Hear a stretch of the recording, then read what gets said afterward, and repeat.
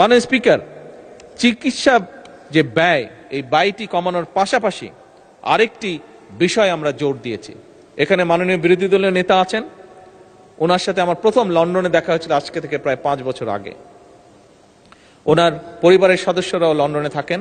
উনি নিজে একজন চিকিৎসক, খুব সম্ভবত ওনার মেয়েও বোধহয় চিকিৎসক, আমি যতটুকু জানি।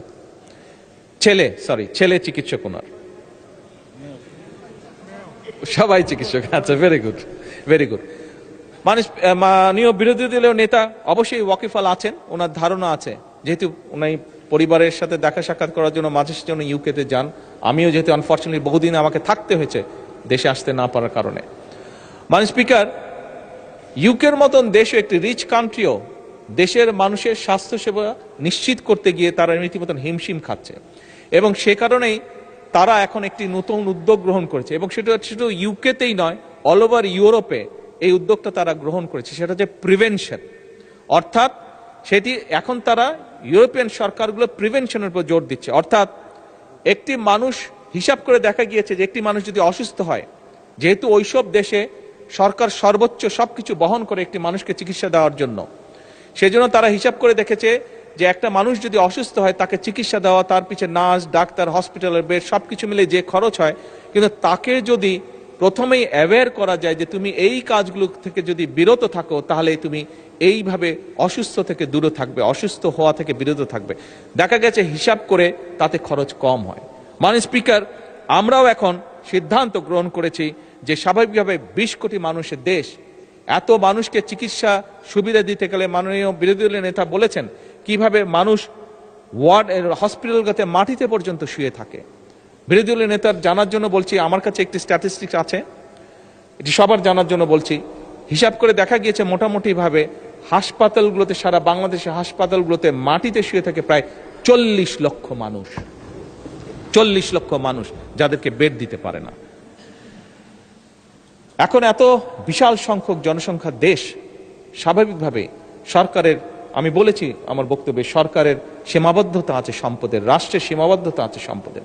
সেজন্য আমরা উদ্যোগ গ্রহণ করেছি, আমরা মানুষকে বোঝাবো, মানুষকে অ্যাওয়্যার করবো যে কি কি অসুখ, কাজ থেকে বিরত থাকলে, খাবার দাবার, লাইফস্টাইল ফলো করলে অসুখ থেকে, অসুস্থ থেকে বিরত থাকা যায়, বেঁচে থাকা যায়, নিজে সুস্থ থাকা যায়।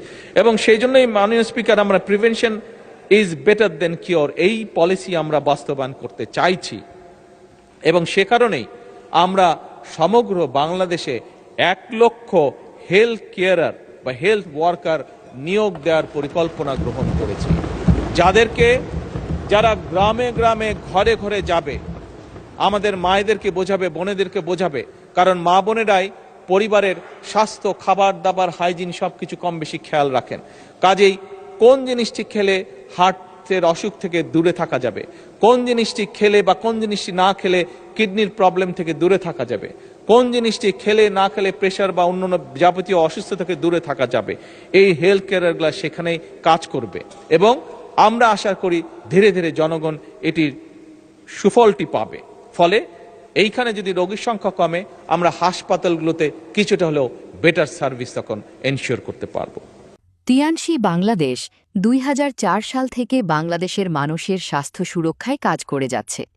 টিএনস গ্রুপ সারা বিশ্বে 1992 সাল থেকে তাদের স্বাস্থ্য সুরক্ষা কার্যক্রম পরিচালনা করছে।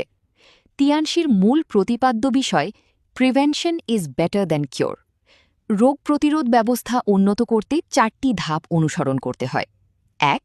পরিষ্কারকরণ, 2. ঘাটতি পূরণ, 3. শক্তিশালীকরণ, 4. ভারসাম্যকরণ।